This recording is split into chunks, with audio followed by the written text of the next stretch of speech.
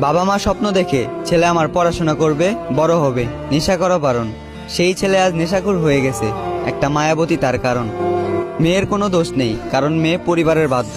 তার পরিবার তাকে কুমন্ত্রণা দেয়, আমাদের কোটিপতি ছেলে লাগবে, কারণ ওই ছেলের তোকে ভালো রাখার নেই কোনো সাধ্য। আমি বলবো, বৈধভাবে উপার্জন করে কজন, সবই তো অবৈধ পথে অর্জন। কথাটা শুনতে খারাপ লাগলেও এটাই সত্যি, বাপদাদার সম্পত্তি ছাড়া অবৈধ এবং সুদ খায় যারা, আজকালকার কোটিপতি তারা। তবে আমি বুকে হাত দিয়ে গর্ব করে বলতে পারবো, অসুস্থ এই সমাজে সুস্থ আমার পরিবার। পরিশ্রম করে যতটুকু পাই, নুন ভাত পান্তা হলেও সেটুকুই খাই।